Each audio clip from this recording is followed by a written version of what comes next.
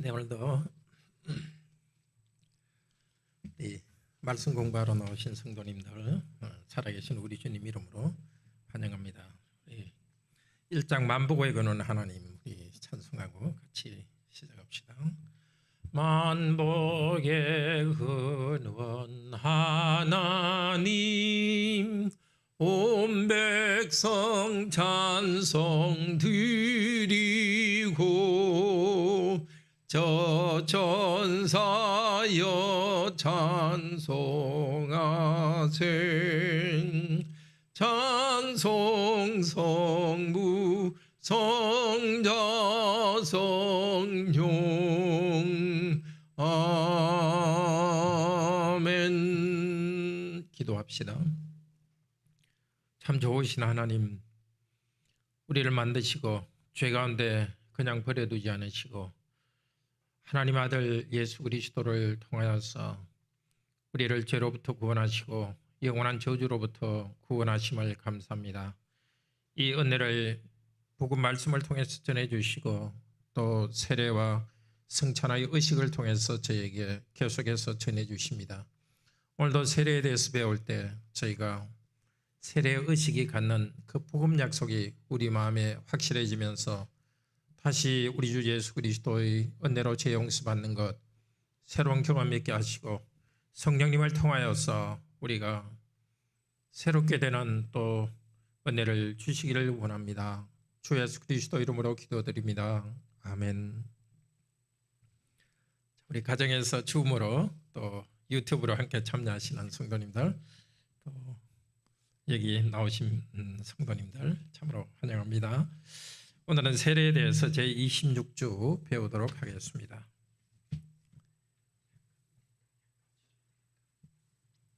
네, 26주 문답하겠습니다. 69문.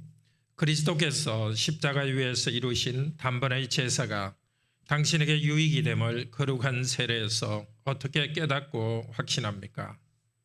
그리스도께서 물로 씻는 이 외적 의식을 제정하시고 그의 피와 성령으로 나의 모든 영혼의 더러운 것, 곧 나의 모든 죄가 씻겨짐을 약속하셨습니다.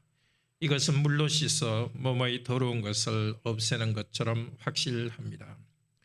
그리스도의 피와 성령으로 씻겨진다는 것은 무슨 뜻입니까? 그리스도의 피로 씻겨짐은 십자가의 제사에서 우리를 위해 흘린 그리스도의 피로 말미암아 은혜로 우리가 하나님께 죄사함 받았음을 뜻합니다. 성령으로 씻겨지면 우리가 성령으로 새롭게 되고 그리스도의 지체로 거룩하게 되어 점점점 뒤에 대하여 죽고 거룩하고 흠이 없는 사는 것을 의미합니다. 세례의 물로 씻는 것처럼 확실히 그리스도께서 자신의 피와 성령으로 우리를 씻으신다는 약속을 어디에서 하셨습니까? 세례를 제정하실 때 이렇게 말씀하셨습니다. 그러므로 너희는 가서 모든 족속으로 제자를 삼아 아버지와 아들과 성령의 이름으로 세례를 주고 믿고 세례를 받는 사람은 구원을 얻을 것이요 믿지 않는 사람은 정죄를 받으리라. 이 약속은 성경이 세례를 중생의 씻음 혹은 죄를 씻음이라고 부른 데서도 거듭 나타납니다. 무슨 교재를 요리문답 책을 통해서 보면 십자가 위에서 이루신 단번의 제사를 드렸습니다. 그런데 우리 그리스도께서 하신 일은 그 자체로서 가치가 있는 것은 아닙니다. 우리에게 유익을 주기 위해서입니다. 그것이 우리에게 무슨 유익이 있습니까? 또 유익이 있다는 것을 세례에서 어떻게 깨닫고 확신합니까? 깨닫는다는 것이 사인이고요. 확신이 시일이죠. 표시하고 확신하는 것. 자, 그리스도께서 이것을 제정하셨죠. 그리고 물과 성령으로 내 영혼을 씻는 것을 약속했습니다. 그런데 약속하실 때 물로 씻는 의식을 제정해 주셨습니다. 그 이유는 물로 우리 몸이 씻겨지는 것이 눈으로 보는 것처럼 확실히 세례받은 우리에게 우리의 죄가 완전히 씻겨진다는 것을 가르쳐 주셨습니다. 근데 세례하면 죄만 씻겨지는 것이 아니라 죄를 씻을 때 그리스도의 피와 성령으로 씻는다. 이 두 가지가 아주 중요합니다. 사실 성경의 모든 구원론이 그리스도의 피와 성령 두 가지로 요약되는데요. 그리스도의 피로 씻겨진다는 것은 우리 죄를 용서받는 것을 말합니다. 성령으로 씻겨진다는 것은 우리가 거룩한 삶을 살아가게 되는 것을 말합니다. 차이가 있죠. 죄 용서받는 것과 거룩하게 살아가는 것, 이 두 가지가 우리의 세례에서 일어납니다. 자, 세례의 물로 씻는 것처럼 성령께서 우리를 그리스도의 피와 성령으로 씻겨준다는 것을 약속하신 것은 어디? 모든 족속으로 제자를 삼아 아버지와 아들과 성령의 이름으로 세례를 주라. 믿고 세례받는 사람은 구원을 얻을 것이요. 그러니까 구원받는 것을 세례와 밀접하게 연결시키고 있습니다. 그 다음에 중생의 씻음과 죄를 씻음. 이 두 가지는 개념적으로는 다릅니다. 죄를 씻는다는 것은 죄를 없애는 것이고 중생의 씻음이라는 것은 다시 태어나는 것입니다. 그러니까 죄를 씻는 것과 다시 태어나는 것이 성경에 다 있습니다. 그러니까 물을 뿌리는 것은 씻는다는 것이 좀 강하고요. 물에 잠겼다가 올라오는 침례는 다시 태어난다, 죽었다가 태어난다는 그런 상징이 좀 더 강하죠. 자, 세례 교제를 가지고 다시 한번 봅시다. 구약의 할례가 무엇으로 변했죠? 세례로 변했죠. 구약의 유월절이 성찬으로 완성되었습니다.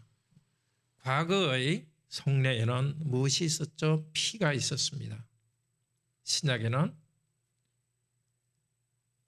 세례나 또 성찬에 피가 없습니다. 왜냐하면 피 흘리는 제사는 어디서 완성했죠? 십자가에서 완성했기 때문입니다. 자, 이제는 세례와 성찬은 십자가의 일을 우리에게 적용시키는 것입니다. 그래서 우리가 세례를 받지만 사실은 피가 있는 겁니다. 예수님의 피 공로가 거기에 있습니다. 성찬을 받지만 예수님의 피 공로가 거기에 있습니다. 피가 완성된 것으로서 예수님 안에 완성된 것입니다. 할례는 구약 백성에게 하나님 백성으로서 생명이 시작됐다는 것을 나타냈죠. 세례도 마찬가지입니다. 하나님 백성에서 삶으로 시작됐다는 것입니다. 유월절은 하나님의 백성으로서의 삶이 계속된다는 것을 나타냈죠. 지금 성찬도 하나님 백성으로서의 삶이 계속된다는 것을 나타냅니다. 세례 제정의 말씀 마태복음 28장 19절에서 20절인데요. 같이 읽읍시다. 그러므로 너희는 가서 모든 족속으로 제자를 삼아 아버지와 아들과 성령의 이름으로 세례를 주고 내가 너희에게 분부한 모든 것을 가르쳐 지키게 하라. 볼지어다 내가 세상 끝날까지 너희와 항상 함께 있으리라. 자, 여기에서 예수님이 이제 세례를 제정하죠. 세례를 주라 했는데 언제 세례를 제정했느냐? 예수님께서 십자가에서 죽으시고 부활하신 이후에 제정했습니다. 그러니까 이 세례라는 것은 뭐죠? 십자가 위에서 이루신 단번의 제사를 적용하는 것입니다. 그래서 십자가와 부활 이후에 세례를 제정했습니다. 세례를 주라고 하시면서 세상 끝날까지 너희와 항상 함께 있으리라 하고 약속하셨습니다. 그러니까 세례 때 그리스도께서 영적으로 그리고 실제적으로 임재하십니다.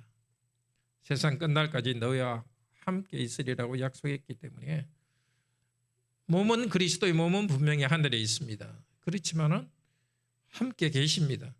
어떻게 계신지 다 모릅니다. 그렇지만 그리스도는 하나님으로서 영이기 때문에 영의 능력으로서 우리와 함께 계십니다. 세례는 하나님께서 함께 계신다는 것을 나타냅니다. 그리고 세상 끝날까지 너희와 함께 있으리라 하면서 세상 끝날까지 세례를 베풀라고 합니다. 자, 세례는 이 땅에서만 베푸는 거지 천국에 세례가 있는 것은 아닙니다. 영원한 언약을 이 땅에서 표시로서 나타냅니다. 그래서 나중에 천국 이후에는 완성되기 때문에 그런 표시가 필요 없습니다. 그런데 구약에 비교해서 훨씬 더 하나님의 언약의 표시가 더 넓게 넓어졌다는 것을 알 수 있습니다. 구약은 할례는 남자만 받았죠. 그렇지만 신약의 세례는 여자도 함께 받습니다. 그리고 구약의 할례는 성전에서만 받았죠. 그런데 이제 세례는 온 세상 교회에서 예배하고 찬양하며 세례받습니다. 그러니까 구약에 비해서 신약 시대에는 훨씬 더 넓게 풍요롭게 하나님의 백성됨의 의미가 나타났고 새하늘과 새 땅에 가서는 더 풍요로울 것입니다. 세례는 복음 약속의 인과표다는 것이 중요합니다. 나의 믿음보다도 복음 약속, 우리 파란색으로 된 거 읽읍시다.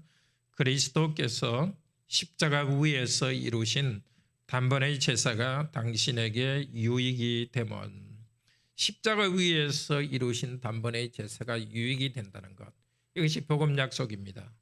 그런데 이것은 말로 지금 제가 전하고 있죠.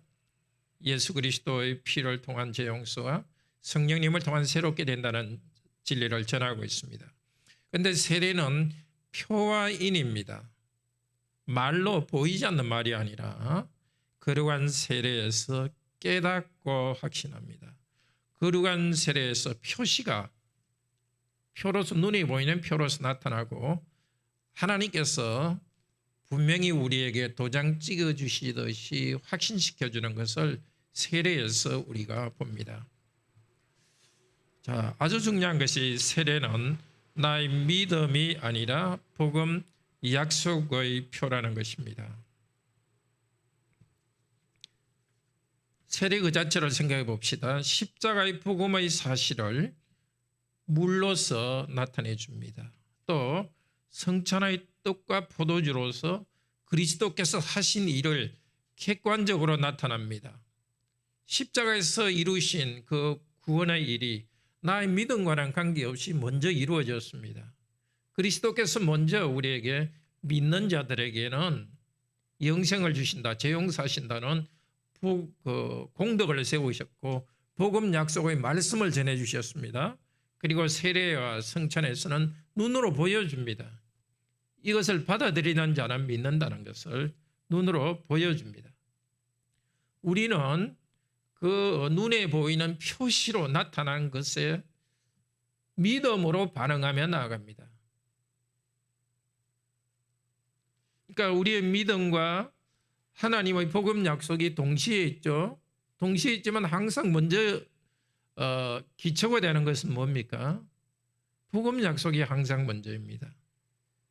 복음 약속이 우리 구원의 은혜의 바탕이 되고 그 조건이 되는 것입니다. 물론 세례를 받는 사람은 먼저 믿음이 있는 사람입니다. 입으로서 예수님은 주님으로 고백한 사람입니다. 그렇지만 세례받는 그 순간에는 다시 세례의 물이라는 복음 약속으로 오는 거지 내 믿음의 공덕을 가지고 나아가는 것은 아닙니다. 복음 약속에 대해서 우리는 믿음으로 나아갑니다. 빈손 들고 나아갑니다. 아무 공덕이 없지만은 우리 예수님 피공로 의지하여서 하나님께 나아갑니다. 성령님의 새롭게 하시는 능력 향해서 나아갑니다. 세례에서 은혜를 받는 괄호에서 원인이 되는 것은, 앞에서 이야기했지만 원인이 되는 것은 하나님의 복음 약속입니다.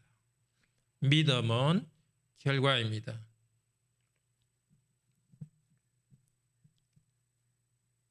사실 이 복음 약속이 우리에게 믿음으로 오는 것도 성령께서 그 순간에 다시 우리에게 믿음을 일으켜 주시기 때문에 믿음이 되는 거지.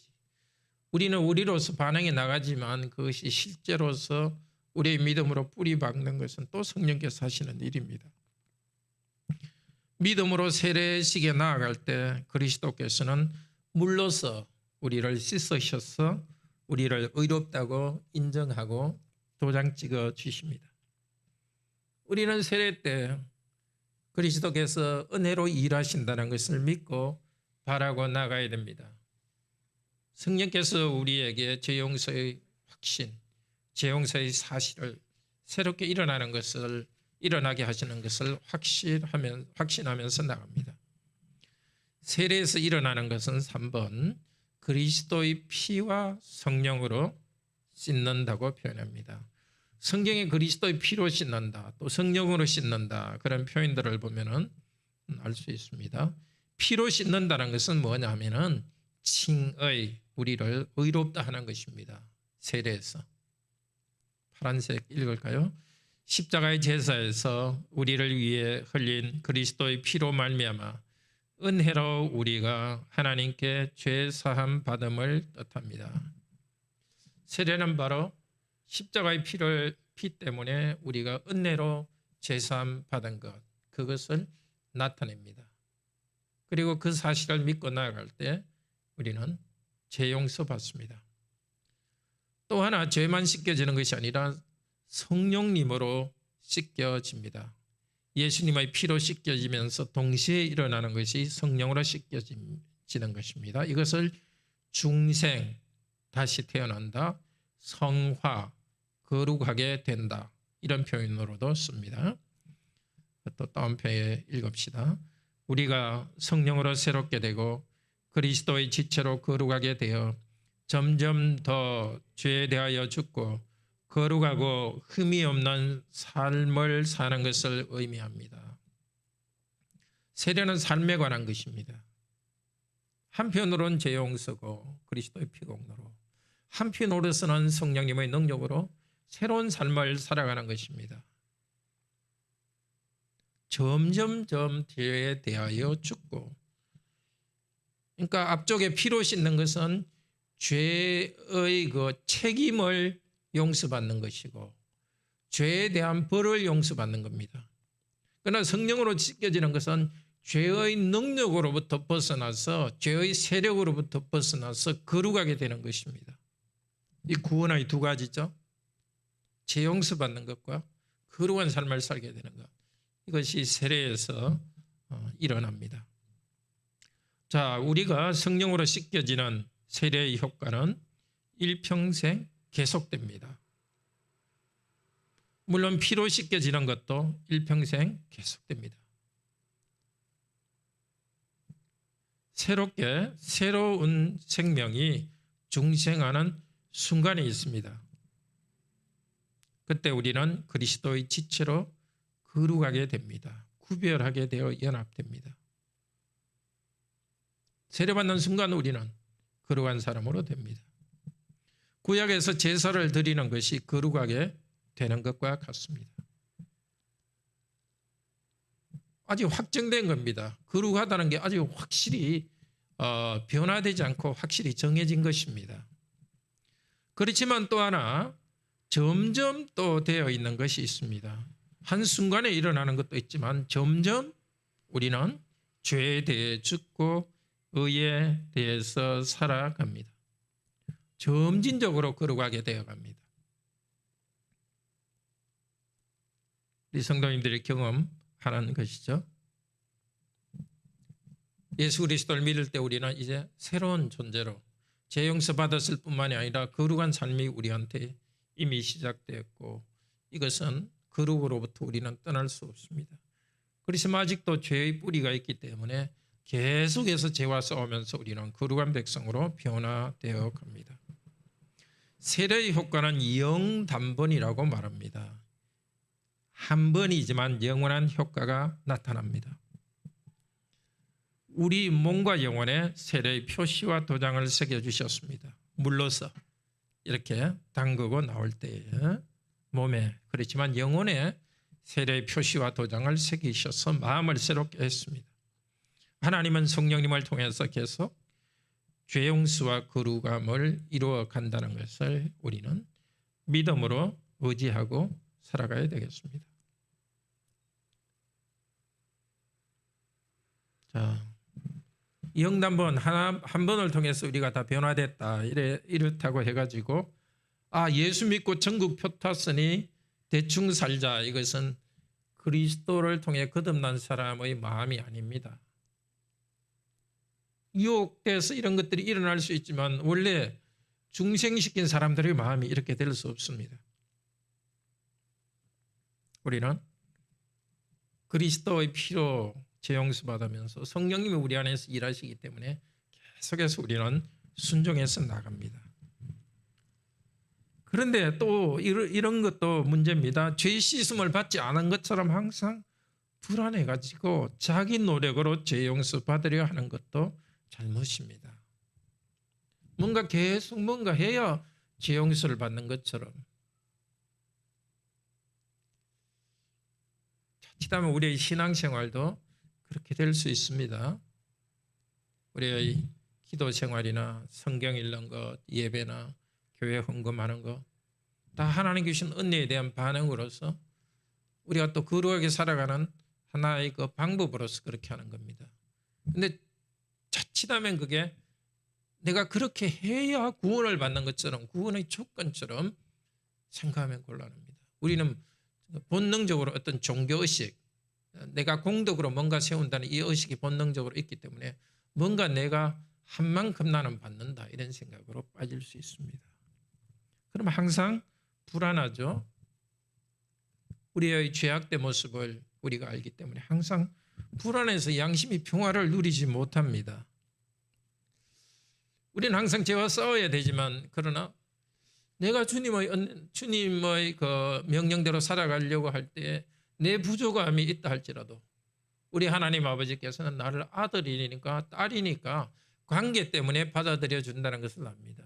나의 어떤 행위 때문이 아니라 그냥 믿음으로 받아들이는 것, 이것이 항상 우리의 죄 용서의 이유가 되는 것입니다. 우리는 용서받은 큰 은혜, 이것이 항상 마음속에 감사로서 잔잔하게 바탕에 있는 겁니다. 복음 말씀을 배우고 그리스도의 십자가를 바라보아야 되겠습니다. 그렇지만 또한 그 은혜 위에서 매일 회개하면서 거룩한 삶을 살아가야 되겠습니다. 죄 용서 그리고 의롭게 된 것, 이게 한쪽이죠. 죄 용서하시고 의롭다고 인정해 주는 것. 그렇기 때문에 한쪽에서는 우리는 거룩한 삶을, 중생된 사람으로 거룩한 삶을 살아가고 의로운 삶을 살아갑니다. 한편에는 하나님께서 의롭다고 인정해 주시고 그리스도의 보혈 공로 때문에, 그러나 그것 때문에 우리는 의로운 삶을 살아갑니다.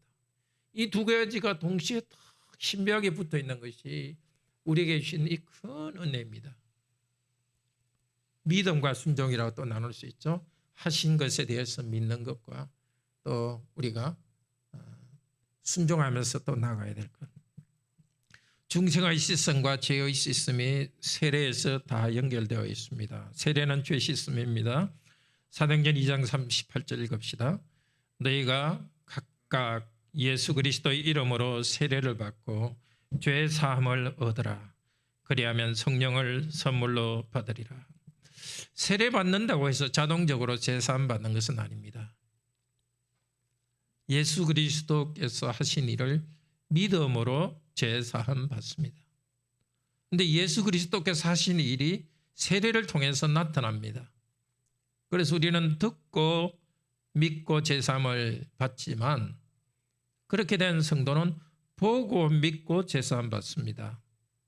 세례의 물을 보고 참여하면서 죄 사함 받습니다. 성령님의 선물, 우리가 믿은 우리에게 주신 가장 큰 선물이 성령님의 선물인데, 그것은 성령님이라는 선물입니다. 성령님이 우리와 함께 계셔서 우리 길을 인도하십니다. 중생의 씻음, 새로운 생명으로 태어난 것이 계속됩니다. 디도서 3장 5절 읽읍시다. 우리를 구원하시되 우리의 행한 바 의로운 행위로 말미암지 아니하고 오직 그의 긍휼하심을 따라 중생의 씻음과 성령의 새롭게 하심으로 하셨나니. 우리가 중생하게 하셨습니다. 바로 성령님께서 우리를 중생하게 새롭게 하셨습니다. 중생, 우리말로 하면 거듭남. 우리 모두가 한번 태어났죠? 어머니 뱃속에서 태어났습니다. 그렇지만 예수 그리스도를 나의 주님으로 영접하는 그 순간 성령께서 우리를 새로운 존재로 하나님의 아들, 딸로 태어나게 하십니다. 골로새서 2장 12절, 세례는 육적 몸을 벗는 것이요 그리스도의 할례라고 합니다. 할례의 표는 구약 성도에게 평생 있었습니다. 우리의 몸과 영혼의 세례의 표시는 과라원에 평생 계속됩니다. 세례의 효과는 평생 계속됩니다. 우리가 믿음에 흔들릴 때 우리가 세례받았던 그 세례의 표시는 너무나 큰 위로가 됩니다. 과연 내가 이렇게 해서 하나님 나를 받아들여 주실까? 그런 순간에 우리는 하나님께서 교회를 통해서 우리를 하나님의 언약 백성으로 이렇게 표시로서 확고한 표시와 증거를 주신 세례를 기억합시다. 결코 하나님께서는 우리에게 주신 이 세례의 표시를 없애지 않습니다. 결론, 세례 때 씻어주신 죄 용서와 중생, 거룩히 함의 은혜를 평생 찾고 나갑시다. 오늘 들은 말씀을 기억하고 이것이 복음 말씀이죠. 그 은혜를 감사함으로 아멘으로 받아들이시고 또 우리 자녀들의 유아 세례 때 우리 자녀들과 우리 모두가 이 세례의 은혜 안에 있다는 것을, 자신이 세례의 언약 안에 있다는 것도 새롭게 하시기를 바랍니다. 혹시 질문 있으세요?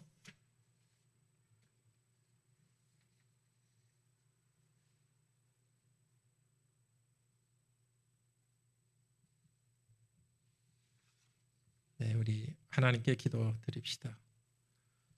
감사합니다. 우리에게 삼위일체 하나님께서 이 구원의 일을 이루어 주심을 감사합니다. 우리가 동의한 것도 아닌데도, 우리가 계획한 것도 아닌데도 삼위 하나님께서 아들 하나님이 사람이 되도록 하시고 우리의 죄와 우리의 고통을 다 짊어지시고 십자가에서 하나님의 저주를 받으셨습니다. 그리고 부활 성천하셔서 땅에 교회에 성령님을 보내주셨습니다. 이제 이 복음을 전해 주셨고 저희들도 복음을 듣고 예수님은 주님이라고 고백하고 믿게 되었습니다. 우리가 복음 말씀을 통해 믿을 뿐만이 아니라 믿은 우리에게는 세례의 의식을 주셔서 복음이 눈에 보이게 전파되도록 하셨습니다. 주께서 내주셔서 어릴 때 유아 세례를 받거나 또 자라서 성인으로서 이 세례를 받게 하셔서 감사합니다. 우리가 전에 받았던 세례를 통해서 하나님께서 약속하시고 하나님께서 보여주셨던 것이 무엇인지를 다시 바라보게 하시니 감사합니다. 그때 이미 하나님께서는 우리를 죄 용서하신다는 약속을 선언해 주셨고 또 성령님을 통해서 우리가 새 삶을 살게 해주겠다고 약속하셨습니다. 그때 그 약속대로 이루어지셔서 저희가 계속해서 죄 용서의 은혜 안에서 또 성령님의 새롭게 하심 안에서 살아가게 하시니 감사합니다. 우리의 믿음이 연약해질 때 다시 우리 주 예수 그리스도의 십자가의 은혜를 바라보고 죄 용서의 기쁨, 마음의 평화를 회복하게 하시고 더 거룩하게 삶으로써 성령께서 우리 안에서 사랑의 열매를 맺어갈 수 있도록 도우소서. 주 예수 그리스도 이름으로 기도드립니다. 아멘. 네, 저녁에도 네. 잠깐만요. 경훈이 형제 질문한다는 것 같았는데 질문 어떤 내용이었죠? 예, 들려요. 네. 저 죄의 사함이라는 게 죄의 본성을 없애주는 게 아니라 여전히 죄의 본성이 있음에도 의롭다고 여겨주시는 거라고 이해가 되었는데 이제 왜 하나님께서는 그냥 죄를 용서하시는 방식으로만 이렇게 일하시고 뭔가 사람의 죄의 뿌리, 죄의 본성 자체를 이렇게 없애주시지 않으셨는지 약간 저의 머리로는 한 번에 그냥 처음에 하나님께서 한순간에 딱 변화시켜 주시는 것이 수월할 것 같은데 그렇게 안 하시는 이유가 저희가 아담과 하와가 처음에 죄를 짓게 된 것처럼 짓게 되었을 때처럼 그냥 뭔가 자유의지랑 이렇게 관련이 있어서 그런 건지 네. 좀 궁금해요. 네. 아주 좋은 질문입니다. 우선은 첫 번째 생각할 것은 하나님께서 우리의 죄를 용서하시면서 동시에 뭘 하시냐면 죄의 본성과 싸워 이길 수 있는 능력을 주셨습니다. 그러니까 죄 사함이라는 개념과 개념은 다르다는 뜻으로 말한 겁니다. 죄 사함, 죄를 용서한다 할 때는 두 가지가 있어요. 또 설명하자면 죄에 대한 책임, 너는 죄다 하는 죄인이다 하는 선언이 있죠. 그걸 없애는 것과 죄인이 받아야 될 심판을 없애줘요. 지옥 가는 심판을 없애주고 우리를 보고 더 이상 죄인이라고 말하지 않아요. 그 두 가지가 바로 죄 용서예요. 죄 용서할 때는 두 가지 뭔지 알겠죠? 너는 죄인이라 이렇게 규정하지 않고요. 두 번째, 죄인이면 반드시 받아야 될 심판이 있죠. 벌. 그 벌도 없애줘요. 죄인이라는 정체성도 없애주고 벌도 없애줘요. 그 다음에 이제 죄와 싸워 이길 수 있는 능력을 주세요. 능력. 그게 바로 성령님의 능력입니다. 그 성경에서 분명히 이야기해요. 자, 그러면은 우리가 구원받는 순간 이제는 전혀 죄를 못 짓는 존재로 변하느냐? 그건 아니에요. 천국 가서야 그렇게 돼요. 왜 죄악된 뿌리를 없애지 않았는가? 잘 설명을 못하겠어. 하여튼 성경에 그렇게 말씀하고 있고 실제 우리 경험으로 봐도 그래요. 논리적으로는 하나님께서 진짜 완전히 죄 못 짓는 존재로 만들어도 될 텐데 경훈 형제가 이제 인간의 자유의지 이야기했는데 어쩌면 그거와 관련될지도 모르겠고요. 우리가 이때 성경의 사실에 대해서는 어느 정도까지는 우리가 알지만은 더 이상 못 알아는 것들이 있습니다. 저도 성경을 통해서 지금까지 설명했고요. 더 이상은 모르겠어요. 근데 성경에서 이걸 좀 더 자세히 설명하는 것이 이제 로마서 8장이나 갈라디아에서 5장에서 이야기하는 것이 뭐라고 이야기하느냐면 우리가 옛 자아, 죄악된 본성 혹은 육이라고 말해요. 육을 죄악된 성향이란 말이에요. 죄악된 본성, 죄악된 성향. 그 다음에 우리 안에 또 영이 있다 그래요. 영. 그건 성령님을 따르는 우리의 경향. 그래서 지금 우리는 두 가지 경향이 싸우고 있어요. 성경이 육이라고 말하는 게 영과 육이 싸움을 할 때 육이라는 것은 눈에 보이는 육체가 아니고 옛날 그 거듭나기 전의 죄악된 경향이 우리 안에 또 남아 있어요. 그런데 하나님께서 완전히 없애는 것이 아니라 그것을 이길 수 있도록 우리에게 새로운 또 본성을 일으키는 거예요. 그래서 어떻게 보면 우리 안에 이제 두 가지 본성이 있는 거예요. 죄악된 옛날의 본성과 거룩한 본성이 있는데 거룩한 본성은 성령님을 따라 계속 나아가는데 죄악된 본성은 자꾸 뒤로 이제 당기는데 그럴 때 또 사탄이 우리를 탁 낚아채면은 우리 죄악된 본성과 사탄이 그냥 둘이서 그냥 이렇게 합의하면은 완전히 주저앉아 버리는 거예요. 근데 성령께서 하나님께서는 우리에게 계속 이렇게 말씀을 주시고 성령님을 주셔서 이제는 새로운 본성으로 살게 했어요. 근데 지금 거듭난 그리스도인에게서는 새로운 본성이 죄악된 본성보다 훨씬 큽니다. 비유하자면은 옛날에 일본이 우리나라를 갖다 식민지로 삼았는데 이제 2차 대전 끝나고 일본은 북한하고 남한하고 싸울 때 전쟁이 끝났는데도 이제는 남한에 남아있는 북한군들이 좀 남아있어요. 남아서 자꾸 우리를 막 그때 괴롭게 했지만은 결국은 그 사람들은 전체 전쟁에는 진 거예요. 그래서 우리도 전체 우리 자신의 내면의 전체는 사실 하나님 안에서 새롭게 돼가지고 더 거룩을 추구하는 것이 훨씬 힘이 세요. 그렇지만 안 좋은 것이 아직 남아있는 겁니다. 그런데 하나님께서 왜 아직 우리를 이 정도밖에 안 남겨주시나 하는 것은 신비예요. 같은 신비가 뭐냐면 하나님께서 사탄을 완전히 세력을 못 떨치도록 해버리면 좋을 텐데 왜 사탄의 세력을 아직 남겨줘가지고 우리를 유혹하도록 하셨을까? 참 신비입니다. 지금 우리에게 주신 축복은 이런 갈등과 고난 가운데서 점점 그리스도의 사람으로 변화가도록 되도록 하고 마침내 승리를 주신다는 이것입니다. 그래서 경훈이 형제가 생각한 그런 물음은 우리가 갖고 있지만은 답은 거기에 대한 답은 없어요. 그래서 우리는 답을 중심으로 문제를 생각해야지 하나님께서 답을 주시지 않는 문제에 대해서는 요 정도 좀 생각하고 이제 넘어가는 게 좋겠다 생각하고 은혜를 체험하면 이제 되는 것 같아요. 네. 감사합니다. 좋은 질문. 네. 네, 전부 잘 들어가십시오. 잘 주무십시오.